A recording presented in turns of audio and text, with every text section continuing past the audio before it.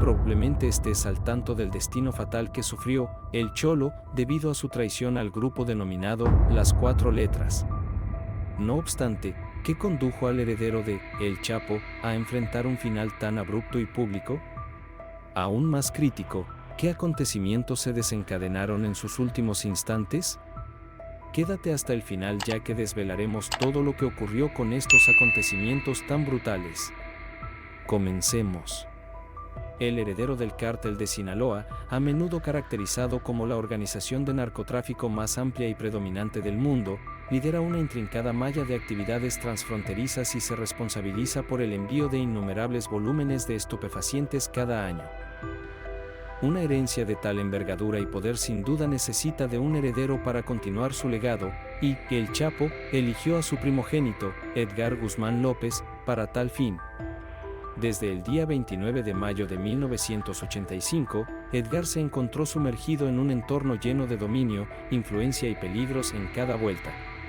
Siendo el hijo mayor de El Chapo y su primera esposa, Griselda López Pérez, Edgar fue educado desde temprana edad para tomar parte en las actividades ilícitas de su padre. Criado en un rancho en Jesús María, un pueblo en México, fue entrenado junto a un grupo de jóvenes asesinos a sueldo.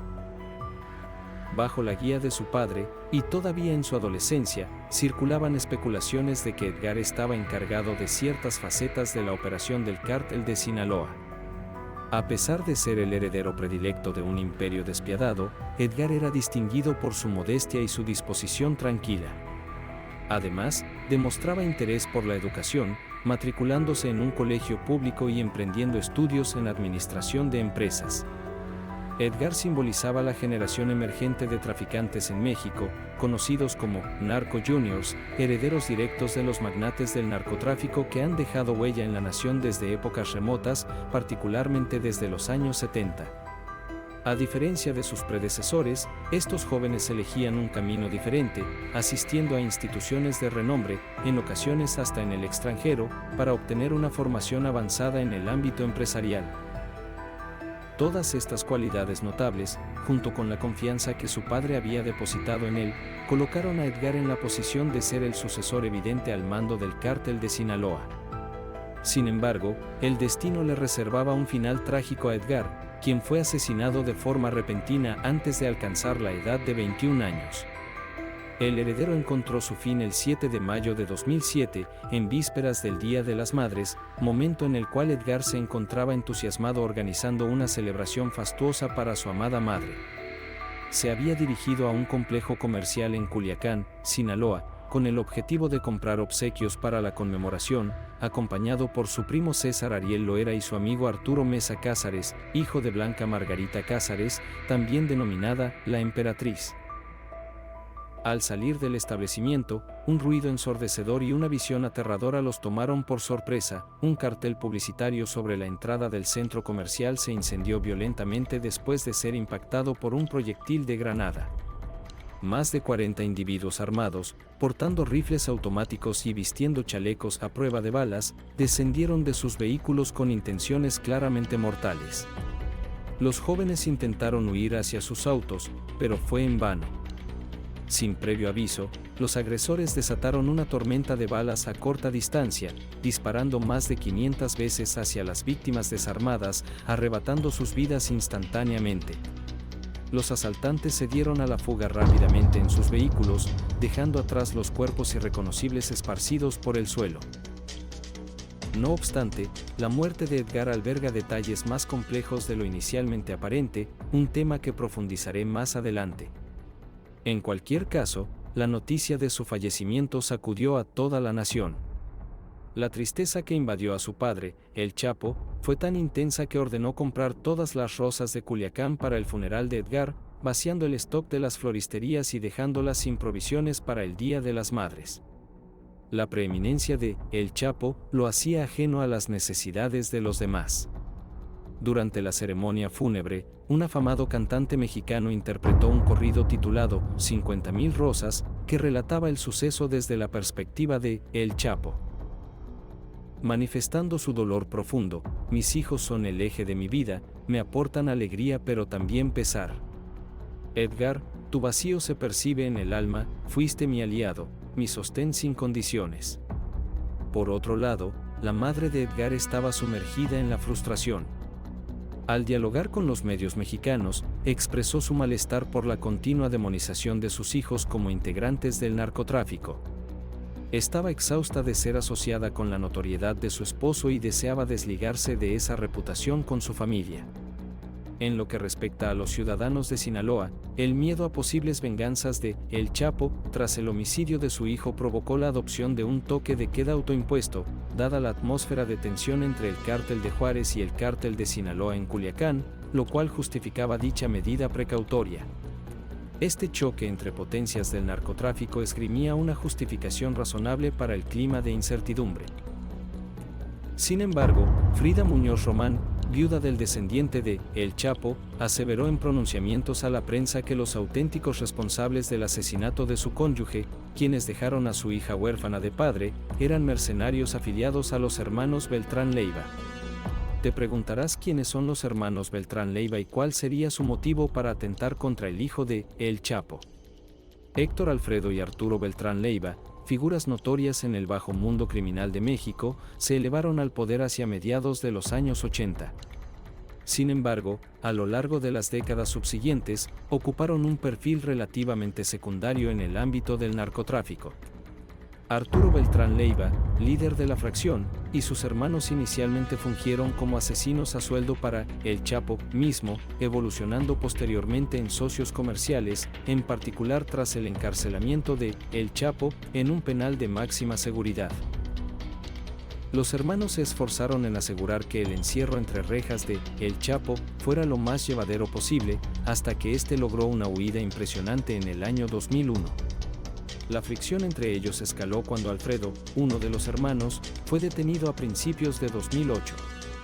Arturo acusó a El Chapo de ser el instigador de la delación, lo que desató una ruptura definitiva. Se alejaron del cártel de Sinaloa y formaron su propia facción, uniéndose con los rivales más feroces de su anterior organización, incluidos los Zetas. Este giro desencadenó una secuencia de enfrentamientos sangrientos por el control territorial, y los hermanos, particularmente Arturo, se distinguieron por su crueldad. El asesinato de Edgar, sucedido meses después, fue interpretado por muchos no como un mero azar. Sin embargo, este planteamiento es apenas una de dos posibles explicaciones. La otra hipótesis sugiere que los asesinos que dieron muerte a Edgar actuaban bajo las órdenes de uno de los propios subalternos de su padre. Un asesino no identificado perteneciente al cártel de Sinaloa reveló a un medio mexicano que la muerte de Edgar fue un trágico accidente. Declaró: "Somos conscientes de que tendremos que asumir las consecuencias de este acto, ya que, aunque los errores ocurren y a veces no son imputables a nadie, requieren una reparación, y en este caso, solo la muerte puede equilibrar esa falta". Circula el rumor de que El Chapo ordenó personalmente el asesinato de un joven llamado Israel Rincón, alias El Gaucho, por su conexión con los hermanos Beltrán Leiva. La tarea de llevar a cabo esta sentencia recayó en Gonzalo Insunza, conocido como El Macho Prieto. La organización del atentado contra Ismael El Mayo Zambada, socio de El Chapo, en sus negociaciones ilícitas y cofundador del cártel de Sinaloa, se efectuó a través de intercambios de mensajes, directrices y asesorías por medio de dispositivos de comunicación inalámbrica, estableciendo así las premisas para el fatídico evento. La casualidad jugó un papel cruel, ya que El Gaucho se hallaba en el mismo centro de compras que Edgar y su comitiva durante esa noche nefasta. Eran cerca de las 8:30 de la noche y la oscuridad ya envolvía la ciudad cuando los tres muchachos salieron del local. El Macho Prieto, confundiéndolos con El Gaucho y sus secuaces, emitió la orden apresurada de agredir, provocando de esta manera un trágico error de identidad. La mayoría considera que esta versión es la más convincente, sobre todo tras el descubrimiento de que las armas usadas eran del tipo preferido por El Macho Prieto. Uno se pregunta qué conmoción habrá experimentado El Chapo al enterarse de que su amado hijo fue la víctima no intencionada de una de sus propias órdenes. No obstante, cuando se aborda la figura de El Chapo, surge la interrogante sobre qué acciones emprendió para vengar a su hijo. sorprendentemente, no tomó ninguna medida, y su respuesta pospuesta dejó perplejos a muchos. Un periodista mexicano sugirió que el cabecilla del cártel de Sinaloa se había vuelto más indulgente después de la pérdida de su hijo, ya que no se llevaron a cabo venganzas. Sin embargo, dada nuestra comprensión de la figura de El Chapo, ¿es concebible que se mantuviera pasivo frente a tal circunstancia? La muerte no discrimina, y solo unos meses tras el fallecimiento de Edgar, Arturo Beltrán Leiva se vio obligado a escapar tras recibir noticias de que las autoridades mexicanas y estadounidenses estaban tras su búsqueda. Estaban movilizando recursos considerables para localizarlo, y su esfuerzo pronto dio frutos. El 16 de diciembre de 2009, Arturo Beltrán Leiva fue localizado por un contingente de 200 miembros de la Marina de México, apoyados por un helicóptero naval y 2 vehículos blindados del ejército. Durante el enfrentamiento que duró aproximadamente 4 horas, Arturo finalmente fue abatido por las fuerzas opuestas, su cuerpo quedó en el lugar, perforado por numerosos disparos. Resulta curioso, ¿no es así? Pero espera a saber lo que sucedió con el Macho Prieto.